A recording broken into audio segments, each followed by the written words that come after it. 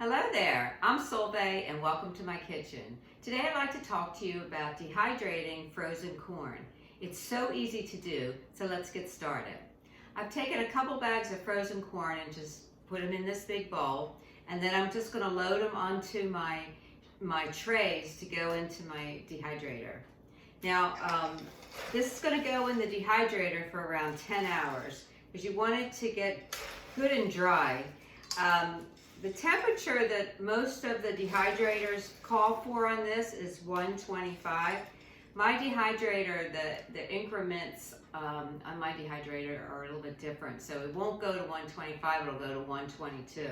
So I'm going to set it at 122 for 10 hours, but I'm going to watch it and see, where it is. I'll check it around 6-7 hours and see where I'm at with it.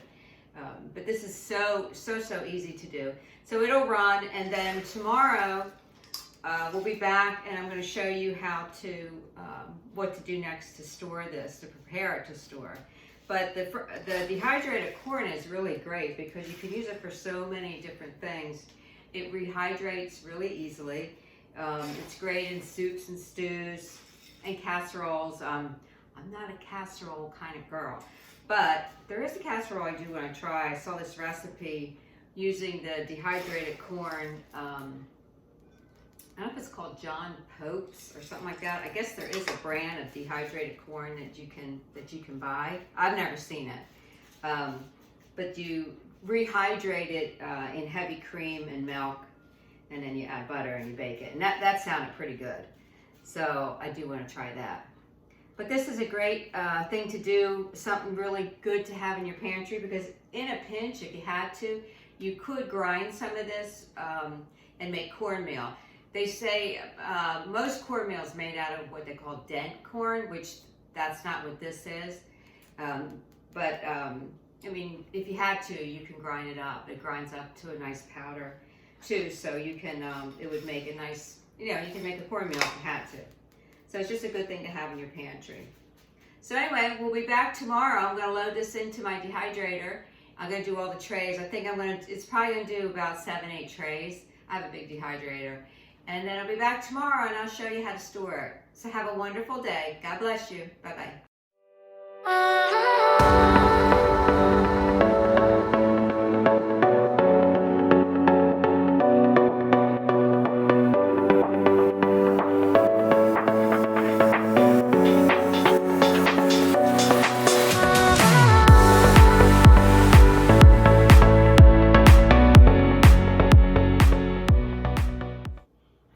Welcome back. Our corn is dried and I've placed it in a glass storage container. So what you need to do next with this is for 5 days to a week is to put it in a jar, either a glass jar or a Tupperware container, whatever you have.